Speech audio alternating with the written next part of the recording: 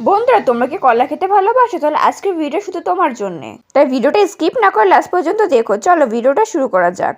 তোমরা সবাই কেমন আছো? আসলে সবাই খুব ভালো আছো, আমিও খুব ভালো আছি। তো আমি আছি তোমার সাথে অর্পিতা, তোমরা দেখছো অর্পিতা ব্লগস। বাড়িতে ছিল কলা, তাই ভাবলাম মিনি কিচেন আজকে কলাই রান্না করি।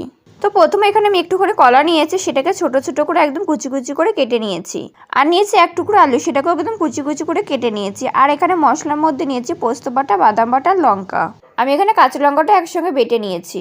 এবার পাত্রটাতে ভালো করে উনুনটা ধরিয়ে দিলাম আর তারপর কড়াইটা বসিয়ে দিলাম। তারপর দিয়ে দিলাম তার মধ্যে জলটা একটু গরম হলে তার মধ্যে আমি দিয়ে দিলাম কেটে রাখা কলা আর আলু। আর দিয়ে দিলাম সামান্য পরিমাণে লবণ। তার ভালো করে নাড়াচাড়া করতে থাকলাম। আমি কলা আলুটা আগে থেকে সিদ্ধ করে নেব। তোমরা সিদ্ধ করতেও পারো আবার নাও করতে পারো। আমি বেশ কিছুক্ষণ ধরে নাড়িয়ে চাড়িয়ে এর মধ্যে দিলাম সামান্য পরিমাণে হলুদ। তারপর নাড়াচাড়া করতে থাকলাম। আসলে প্রথমে হলুদ দিলে কি হয়, কলাটা তাড়াতাড়ি সিদ্ধ হতো না, এর জন্য প্রথমে লবণ দিয়ে আমি সিদ্ধ করে নিয়েছি।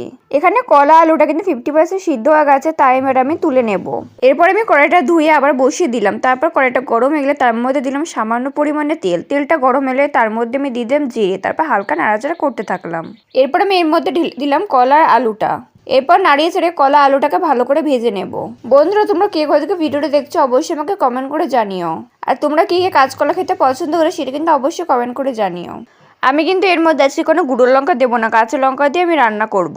আমি বেশ কিছুক্ষণ সময় নিয়ে ভালো করে নাড়িয়ে চেড়ে নিলাম। এরপরে আমি এর মধ্যে দিলাম সামান্য পরিমাণে লবণ আর সামান্য পরিমাণে হলুদ। তারপরে ভালো করে নাড়াচাড়া করতে থাকলাম। কিছুক্ষণ নাড়াচাড়া করার পর এর মধ্যে দিলাম সামান্য পরিমাণে জল। তারপরে ভালো করে নাড়তে চাড়তে থাকলাম। আর তারপর আমি দিয়ে দিলাম কেটে রাখা টমেটো।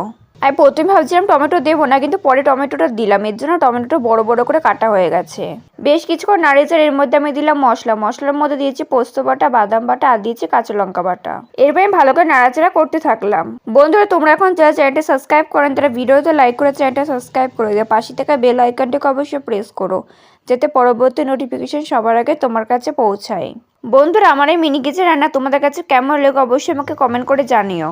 বেশ কিছুক্ষণ নাড়াচাড়া করার পর এর মধ্যে আমি দিলাম সামান্য পরিমাণে জল। তার ভালো করে নাড়াচাড়া করতে থাকলাম। ওই বাটিতে যে এটুকু মশলা ছিল তার মধ্যে জল দিয়ে গুলে দিয়ে দিয়েছি। আমি মাঝে মধ্যে জল দিয়ে মশলাটাকে ভালো করে কষাচ্ছিলাম। জল না দিলে কি হতো, তলায় না মশলাটা লেগে যেত। টমেটো যেহেতু তাড়াহুড়ে বড় করে কেটেছি, সেহেতু টমেটোটা না ভালো করে গলিনি, মানে টমেটোটা আস্তে আস্তে রয়ে গেছে। তবে হ্যাঁ, রান্না করতে করতে লাস্টে টমেটোটা একদম গলে গেছিল। বন্ধুরা, আমি কালকে মিনি কিচেন রান্না করেছিলাম রুই মাছ, তোমরা চাইলে দেখে আসতে পারো। আমি কিন্তু ভিডিওটা অলরেডি আপলোড করে দিয়েছি। বন্ধুরা, তোমরা দেখতে পাচ্ছ বেশ কিছুক্ষণ নাড়িয়ে চেড়ে মশলাটাকে ভালো করে কষিয়ে নিয়েছি। এটা খেতে হয়েছিল দুর্দান্ত। তোমরা কিন্তু বাড়িতে অবশ্যই একবার ট্রাই করো আর আমাকে কমেন্ট করে জানিও। আশা করো তোমাদের কাছে খুব ভালো লাগবে। বেশ কিছুক্ষণ নাড়িয়েছে এর মধ্যে আমি দিয়ে দিলাম পরিমাণ মতো জল। তার ভালো করে নাড়াচাড়া করতে থাকলাম। তোমরা যেই পরিমাণে ঝোল রাখতে চাও সেই পরিমাণে জল দিও। আমি মোটামুটি ঝোল রাখবো, তাই খুব একটা বেশি জল দিলাম না। আমি ভালো করে নাড়িয়ে চাড়িয়ে দিলাম। তোমরা দেখতেই পাচ্ছ ঝোলটা কিন্তু ফুটছে। তোমরা যদি চাও তাহলে এটা আলু আর হলুদ ছাড়া গামাখা ঝোল রেখে রান্না করতে পারো। ওইভাবে রান্না করলে খুব ভালো লাগে, কিন্তু সেটা আমি দয়া কলা দিয়ে করি। তোমরা যদি দেখতে চাও তাহলে আগে কমেন্ট করে জানিও, তাহলে তোমাদের সাথে সেই রান্নাটা আমি শেয়ার করব। বেশ কিছুক্ষণ সময় নিয়ে আমি নাড়িয়ে চাড়িয়ে নিয়েছি। তোমরা দেখতে পাচ্ছ ঝোলটা অনেকটা পরিমাণে শুকিয়ে গেছে। এখন আমি লবণটা চেক করে দেখলাম যে ঠিকঠাক পরিমাণে আছে কিনা। দেখলাম হ্যাঁ আছে, তাই আর দিলাম না। ব্যাস, এবার নামিয়ে নিলে রেডি কাঁচকলার তরকারি। বন্ধুরা, আজকের রেসিপিটা তোমাদের কাছে কেমন লেগেছে অবশ্যই আমাকে কমেন্ট করে জানিও। ভিডিওতে একটা লাইক করে চ্যানেলটা সাবস্ক্রাইব করে পাশে দেখো। আজকের ভিডিওটা এই পর্যন্ত, দেখা হয় পরবর্তী ভিডিওতে। ততক্ষণ পর্যন্ত সবাই সুস্থ থেকো, ভালো থেকো, বাই।